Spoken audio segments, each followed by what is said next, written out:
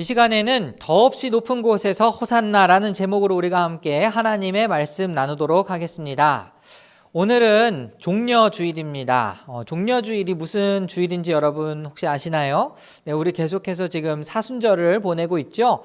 종려주일은 부활주일 바로 전 주일을 이야기합니다. 그리고 이제 고난주간이 또 시작이 되죠. 이 종려주일이라는 말은 이제 예수님께서 예루살렘에 입성하실 때에 사람들이 종려나무 가지를 가져다가 이렇게 흔들었기 때문에 종려주일이다 이렇게 이야기를 합니다. 그런데 사실 우리는 유대인들이 아니기 때문에, 그리고 이 당시에 살았던 사람이 아니기 때문에 이게 어떤 의미를 가지고 있는지 사실은 잘 모르는 경우가 많아요. 네. 여러분 왜 사람들이 이렇게 자기의 겉옷을 가지고 바닥에 깔고 왜 그랬을까요? 예수님은 왜 갑자기 이 나귀 새끼를 또 끌어다가 그걸 타고 가셨을까요? 자, 이것은 어떻게 생각하시면 되냐면, 과거 이제 구약의 선지자들을 한번 떠올려 보시면 됩니다. 선지자들이 가끔 가다가 어떤 퍼포먼스를 하죠. 아십니까? 예를 들면은 어떤 선지자가 막 이렇게 결박을 당하는 모습을 사람들에게 보여주기도 하고요. 그냥 헐벗은 몸으로 막 돌아다니기도 하고요. 그런 사람들이 알 수 없는 그런 이상한 행동을 한 적이 있었어요. 근데 그것은 예언자적인 행동이었습니다. 그러니까 하나님께서 너희들이 곧 나중에 결박당하게 될 것이다 라는 그런 예언을 자신이 어떤 퍼포먼스를 통해서, 어떤 행위를 통해서 그들에게 보여준 것이죠. 오늘도 마찬가지입니다. 예수님께서는요, 지금 이 나귀 새끼를 타고 예루살렘에 입성하는 장면에 대해서 따로 설명하신 부분이 없어요. 굉장히 독특한 부분입니다. 그리고 또 재밌는 것은 예수님께서 어떻게 보면은 이 성경 전체에서 유일하게 동물을 사용해서 또 뭔가를 보여주신 내용이다, 이렇게도 볼 수가 있어요. 다시 말씀드리지만 이것은 예수님께서 예언자적인 퍼포먼스를 지금 이스라엘 백성들에게 보여주는 것이다, 이렇게 여러분들이 생각하시면 되겠습니다. 그럼 이게 과연 어떤 예언일까? 이거를 여러분들이 생각을 해보셔야 돼요. 이 똑같은 내용이 마태복음에도 있습니다. 마태복음에도 있는데 거기에는 조금 더 자세히 나와 있더라고요. 이게 어떤 말씀, 어떤 예언을 성취하게 하려고 하신 말씀이다, 이렇게 써 있는 게 있는데, 여러분 스가랴서 9장 9절을 한번 살펴보겠습니다. 스가랴서 9장 9절에 이런 예언이 있어요. 제가 읽어드리겠습니다. 도성 시온아 크게 기뻐하여라. 도성 예루살렘아 환성을 울려라. 내 왕이 내게로 오신다. 그는 공의로우신 왕, 구원을 베푸시는 왕이다. 그는 온순하셔서 나귀, 곧 나귀 새끼인 어린 나귀를 타고 오신다. 자, 지금 스가랴서 말씀을 보니까 어때요? 하나님께서 세우실 한 왕이 오실 건데, 그 왕이 어떤 모습으로 오실 거라고 이야기하죠? 나귀 새끼를 타고 온다고 써 있습니다. 그죠? 자, 그럼 이제 왜 굳이 또 나귀 새끼여야 하는가? 이런 질문이 또 여러분의 마음속에 있을지 모르겠어요. 일단은 그 당시에 유대인들의 문화를 생각을 해본다면, 유대인들의 전통에서 왕은 주로 노새, 말, 이런 짐승을 타고 올라갔습니다. 이걸 또 어디서 알 수 있냐면 열왕기상 1장 38절과 39절을 보면 솔로몬 왕이 이제 나아가는 그 모습이 있어요. 사독 제사장과 나단 예언자와 여호야다의 아들 브나야와 그렛 사람과 블렛 사람이 내려가서 솔로몬을 다윗 왕의 노새에 태워서 기혼으로 데리고 갔다. 39절, 사독 제사장이 장막에서 기름을 넣은 뿔을 가지고 와서 솔로몬에게 기름을 부었다. 그리고 뿔나팔을 부니 모든 백성이 솔로몬 왕 만세하고 외쳤다. 자, 여러분 어떻습니까? 지금 솔로몬 왕이 기름을 부음 받고 왕이 되는 모습하고 지금 예수님께서 예루살렘에 입성하실 때에 나귀 새끼를 타는 모습하고 굉장히 비슷하다 느낄 수 있죠? 그리고 제가 시간 관계상 찾지는 않겠지만 이제 열왕기하에 보시면 열왕기하 9장에 아합 왕 이후에 이제 예후라는 왕이 새롭게 세워질 때가 이제 됩니다. 하나님이 그 엘리사를 통해서 이제 예언으로 네가 곧 왕이 될 것이다 이렇게 하는데, 이 주변의 신하들이 이제 이 예후를 하나님께서 왕으로 세우셨다라는 것을 깨닫는 그 순간에 자신들의 겉옷을 벗어서 이제 그 바닥에 깔고 이렇게 막 왕을 높이는 그런 모습이 등장한단 말이에요. 그러니까 지금 이 예수님께서 예루살렘에 입성하시는 모습은 다른 게 아닙니다. 왕으로 예루살렘에 이르시는 모습이다. 왕이신 예수님께서 예루살렘 성, 거룩한 성으로 들어가시는 모습이다. 이렇게 여러분들이 상상을 하시면 되겠습니다. 자, 근데 이제 문제는 이 왕이 도대체 어떤 왕이냐는 거죠. 사람들은 외쳤습니다. 호산나. 이제 9절과 10절 한번 보실까요? 오늘 본문의 9절 10절 한번 보실까요? 그리고 앞에 서서 가는 사람들과 뒤따르는 사람들이 외쳤다. 호산나, 복되시다. 주님의 이름으로 오시는 분. 복되다. 다가오는 우리 주상 다윗의 나라여. 더없이 높은 곳에서 호산나. 자, 이렇게 막 사람들이 외쳤단 말이죠. 근데 여기에서 호산나라는 단어는 무슨 뜻일까요? 우리 뭐 어렸을 때부터 찬양 많이 불렀잖아요. 호산나, 호산나. 뭐 이런 것도 부르고, 뭐 요즘에 또 우리 많이 부르는 찬양 중에 호산나, 호산나. 이렇게 여러분들이 많이 부르는 찬양의 가사에도 호산나가 나오는데, 그 호산나는 무슨 뜻일까? 구하옵나니 이제 구원하옵소서. 이런 뜻을 가지고 있어요. 호산나, 우리를 구원하여 주시옵소서. 이런 의미를 가지고 있습니다. 이스라엘 백성들이 예수님께서 나귀 새끼를 타고 지금 입성하시는 이 모습을 보면서 호산나라고 외쳤다라는 것은요, 이스라엘 백성들도 이분이 왕이시라는 걸 알았다라는 거예요. 그죠? 그리고 다윗의 이름으로 오시는 우리 조상 다윗의 나라여, 막 이렇게 이야기하면서 호산나, 성경에서 기록된 그 메시아가 지금 여기에 오셨다라는 그 환호성이 지금 바로 이 장면에서 우리에게 말하고 있는 부분인 겁니다. 그럼 여러분, 예수님이 어떤 것에서 구원하실 거라고 사람들은 기대했을까요? 네, 그렇죠. 이 당시 사람들은요, 계속해서 머릿속으로 생각해 왔던 것은 군사적 메시아였습니다. 이제 막 소문에 의하니 지금 이 예수님이 메시아래, 이런 건 굉장히 많이 들었던 것 같아요. 성경에서 예언된 그 메시아다, 이렇게 사람들이 막 신이 나가지고 다 함께 예수님의 이름을 높이고 있는데, 근데 이제 우리를 구원하소서 하는 그 목적이 무엇이었냐면은 로마 제국의 압제에서 우리를 구원하여 주소서였습니다. 로마 제국의 압제에서 우리를 구원하여 주소서. 자, 이걸 우리가 어떻게 이해해야 될까? 예수님이 이 땅에 무슨 목적으로 오셨을까를 잘 생각해 보면은 지금 이 사람들이 굉장히 착각에 빠졌다라는 거 여러분 잘 아실 겁니다. 일단 이 말씀은요, 사람들은 호산나 호산나 외쳤지만 그 호산나가 어디에서부터 왔냐면 시편 118편 25절에 등장합니다. 여러분 시편 118편 25절 한번 보실까요?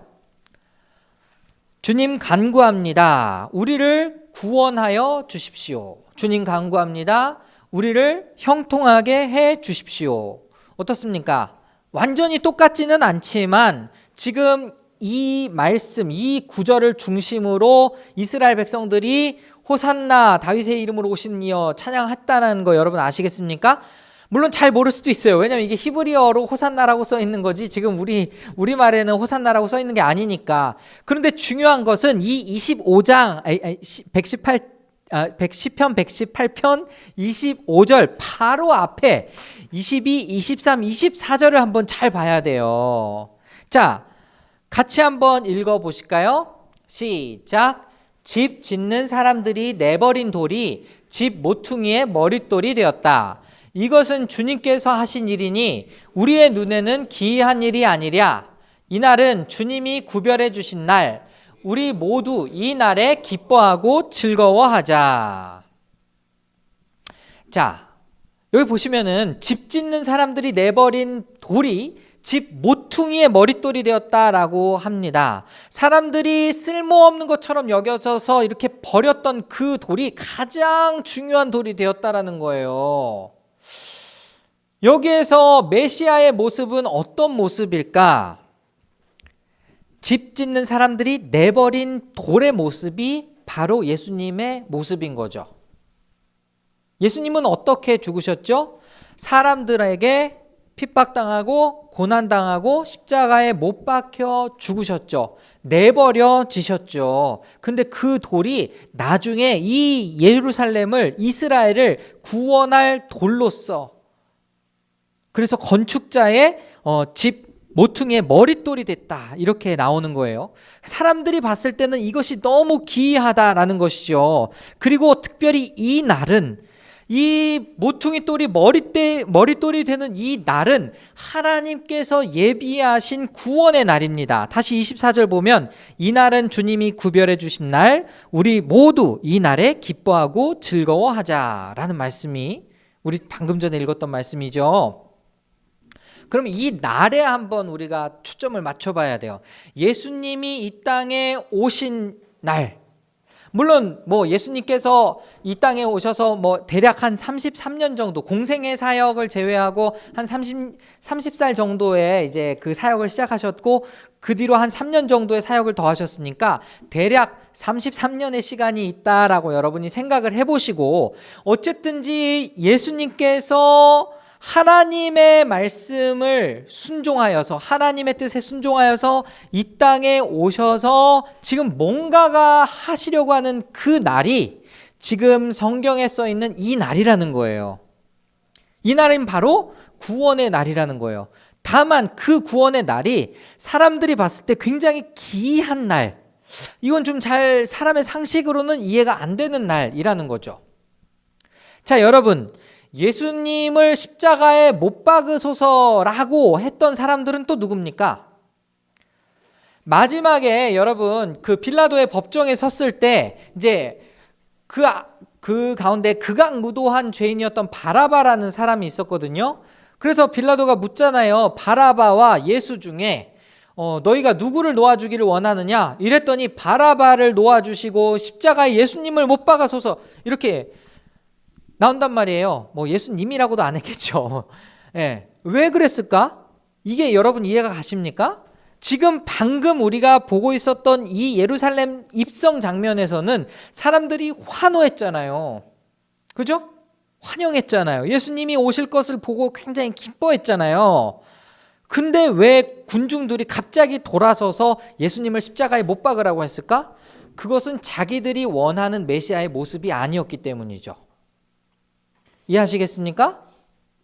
예수님은 겸손의 왕으로 오셨습니다. 아까 스가랴서의 말씀처럼 그는 겸손하셔서 곧 나귀의 새끼를 타고 이 땅에 오셨거든요. 여러분 지금 우리가 사는 이 세상도 좀 비슷하잖아요. 경차를 타면 좀 상대적으로 무시당합니다. 이왕이면 큰 차, 우리나라에서 지금 제일 비싼 차가 우리나라 국산차 중에 제네시스 EQ 900인가 1억 5천 한다던데, 엄청나게 큰 차를 타고 누군가가 내린다라고 하면은 막 사람들이 와, 저거 굉장히 잘 사는 사람인가 보네, 그렇게 생각을 하잖아요. 그냥 경차에서 누가 딱 내린다 쳐다나 보겠습니까? 그때 당시도 똑같은 거예요. 나귀 새끼를 탄다는 건 사실 굉장히 보잘것없는, 그것도 한 번도 사람을 태운 적이 없는 이 나귀 새끼를 탄다는 것 자체는 엄청난 이 왕의 성품이 엄청난 겸손의 성품을 가지고 지금 예루살렘에 입성하신다라는 것을 의미합니다. 그런데 지금 이 사람들이 원했던 것은 그런 메시아가 아니었던 거예요. 겸손한 왕 다 필요가 없어. 그냥 군사적으로 우리와 함께 혁명을 일으켜서 이 로마를 전복시킬 그런 메시아를 원했던 거죠. 그게 안 되니까 이제 메시아인 예수 그리스도는 그냥 자칭 유대인의 왕이 되어버린 것이죠. 그러면은 이 말씀이 과연 지금 예수님께서 어떤 무언가를 이루시려고 왔다가 실패하신 것인가? 그것은 결코 아니라는 거죠. 이 모든 것은 다 하나님께서 계획하시고 주도하시고 섭리하신 가운데 일어난 일이었습니다. 여러분 아까 스가랴서의 말씀에서 하나님께서 세우실 왕이 나귀 새끼를 타고 입성할 것이다 라는 그 예언 보셨죠? 자, 우리 또 다른 스가랴서의 예언을 한번 보겠습니다. 스가랴서 12장 8절에서 10절을 한번 보실까요? 여기 보시면 그 날에라고 시작하고 있습니다. 여러분 성경에 선지자들이 어떤 특정한 날을 계속해서 예언을 해왔거든요. 그 날이 어떤 날인지 한번 보실까요?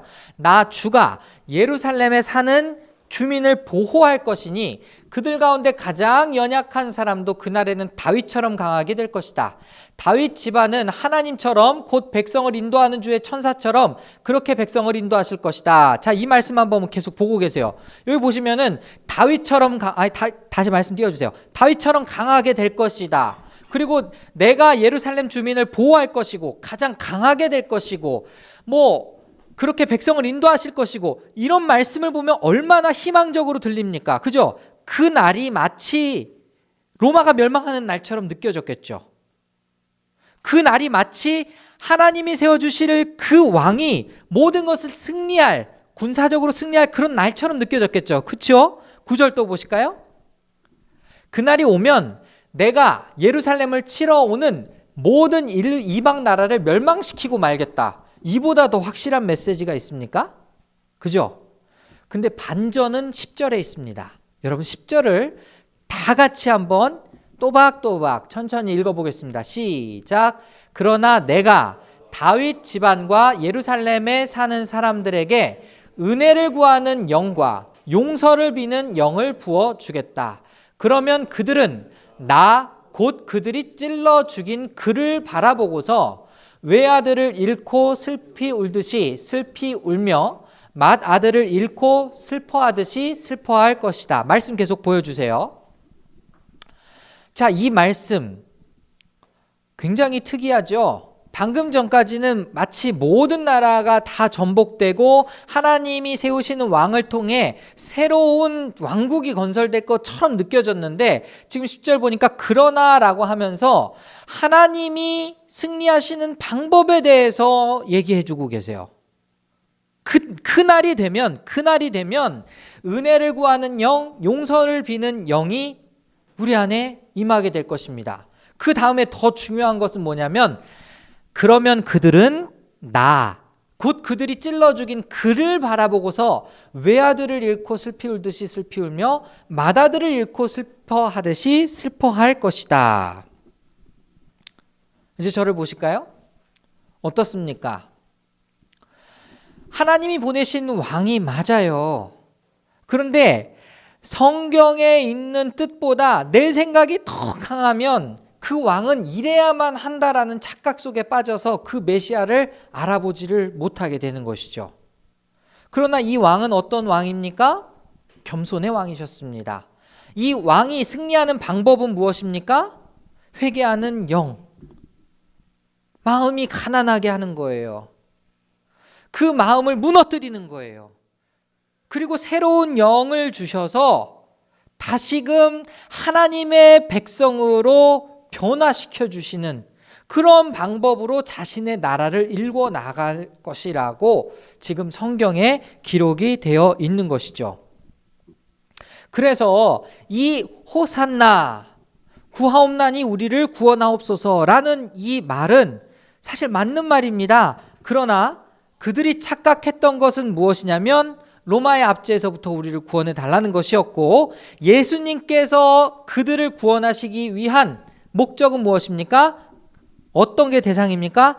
죄에서부터 구원하시기 위해 오셨다라는 거죠. 스가랴 13장 1절, 이제 12장을 넘어서 13장 1절을 보면 이렇게 예언이 되어 있습니다. 그 날이 오면 샘 하나가 터져서 다윗 집안과 예루살렘에 사는 사람들의 죄와 더러움을 씻어줄 것이다. 성경에는 굉장히 샘과 같은 이 물과 같은 것에 대한 비유가 많이 등장해요. 가장 우리가 잘 아는 것이 에스겔 선지자가 보았던 성전 환상이죠. 성전에서 보좌에서부터 물이 흘러나오는데 그 물이 많은 사람들을 살리게 됩니다. 그 물은요, 예수님께서 말씀하신 물이죠. 내가 주는 물을 마시면 영원히 목마르지 않을 것이다. 그 물이 무엇일까? 하나님께서 영을 부어주신다라는 거예요. 성령을 부어주신다라는 겁니다. 샘 하나가 터진다라고 했던 그 스가랴의 예언의 말씀은 우리 안에 성령이 임하시면 우리의 죄와 우리의 모든 더러움이 다 씻겨질 것이라는 그 예언의 메시지였던 것이죠. 자, 그럼 이제 우리가 한번 정리를 해볼까요? 이 말씀은요, 자, 처음부터 한번 정리해 보겠습니다. 일단 오늘 예루살렘에서 일어난 일을 살펴본다면 사람들이 막 환호를 하는 가운데 예수님께서 나귀 새끼를 타고 그리고 예루살렘에 입성하십니다. 이게 곧 무슨 모습이다? 왕이 행진하는 모습이다. 왕이 등극하는 모습이다. 제가 말씀드렸습니다. 네, 아까 제가 말씀 또 안 드린 게 있는데 나귀 새끼를, 이것도 재밌는 부분이 하나 있어요. 주가 쓰시겠다라고 하는 부분이 있잖아요. 네, 제자들을 시킵니다. 그래서 너 저쪽에 가면은 나귀 새끼가 한 마리 있을 거야. 누군가가 그거 왜 가져가냐고 묻거든. 주가 쓰시겠다라. 이렇게 지금 나와 있는 부분이 있잖아요. 이것도 사실은 이거 사전에 예수님하고 그 주인하고 얘기된 거 아니야? 이렇게 상상할 수도 있지만 이 행동 자체가 왕으로서의 모습을 이야기하고 있는 겁니다. 왕은 징집의 권한이 있었어요. 그러니까 왕은 자신의 영역 안에서 자기가 필요한 인적 자원이나 물적 자원이나 심지어 짐승이나 그것을 다 징집할 수 있는 권한이 있었던 거죠. 지금 예수님께서 나귀 새끼를 불러오실 때부터 그 왕의 권한을 보여주신 겁니다. 이 모든 것은 예수님이 왕으로 오셨다라는 퍼포먼스를 보여준 것이다. 자, 두 번째로, 그런데 그 왕이 어떤 왕이다? 겸손의 왕이었다라는 거예요. 겸손의 왕.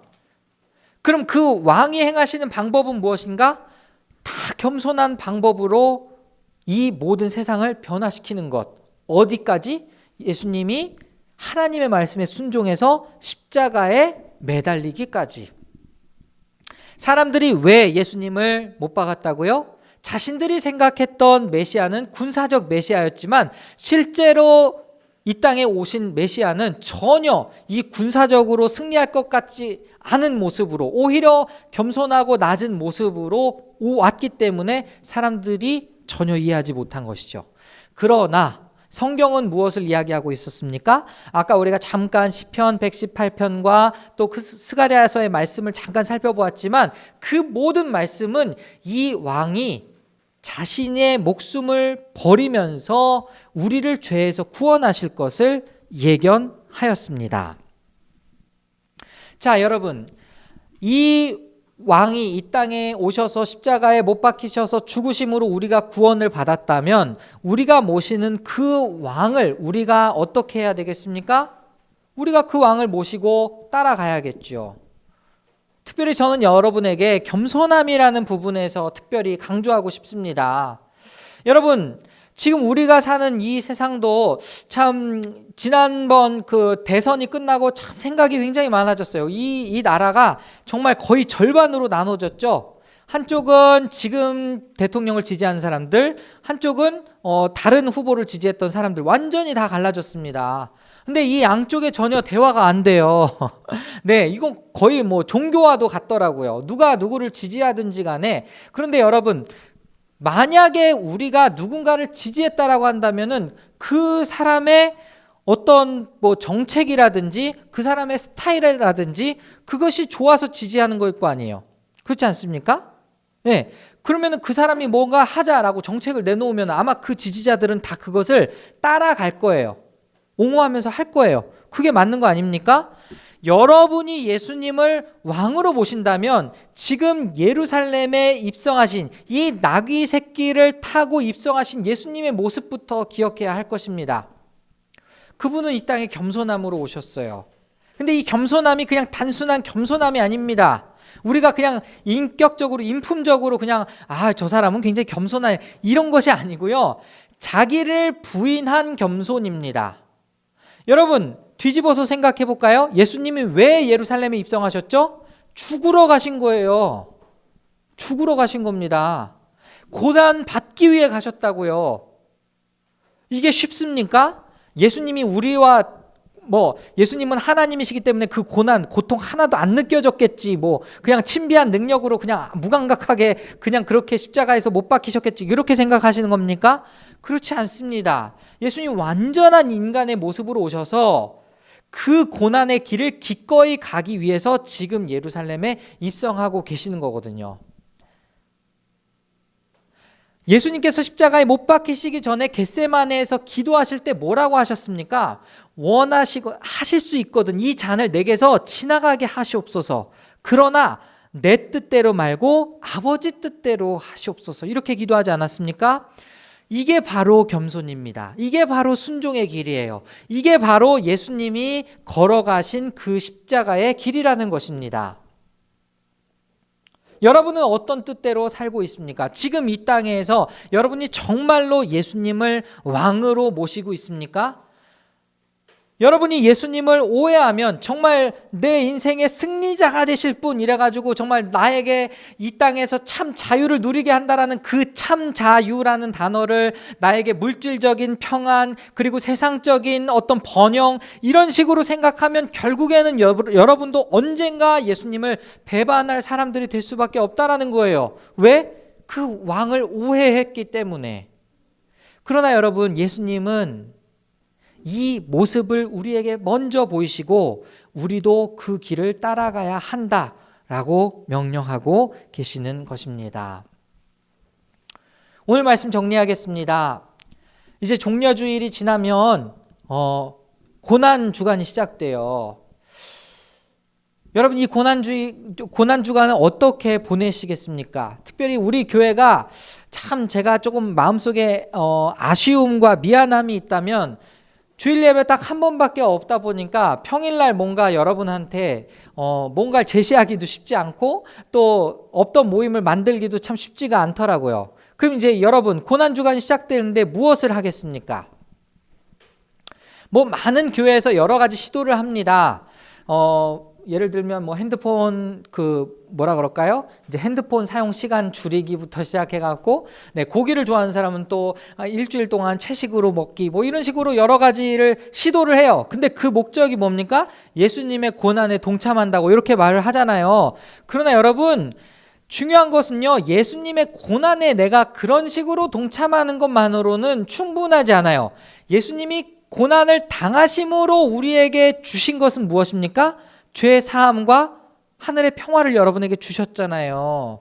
그러면 여러분은 이 고난 주간에 그냥 나도 주님의 고난에 동참해야지 하면서 한 끼 금식 그리고 인터넷 금지 이런 식으로 그냥 내 행동을 제한할 것이 아니라 적극적으로 예수님이 걸어가신 길을 내가 추구해야 하는 것이죠. 왜요? 주님이 걸어가신 그 겸손의 길은 곧 하나님의 뜻을 순종하는 길이었으니까.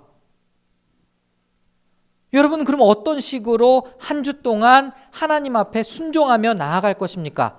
누가 언제 하나님이 여러분 보고 일주일 동안 고기 먹지 말라고 말씀하셨습니까? 누가 하나님이 언제 여러분 보고 일주일 동안 인터넷 하지 마 이렇게 명령하셨습니까? 그렇게 하신 게 아니죠.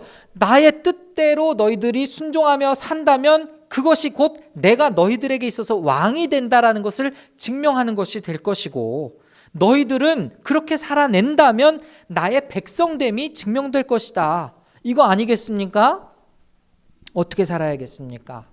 여러분, 제가 여러분에게 정말 몇 가지 실제적인 도전을 드리고 싶습니다.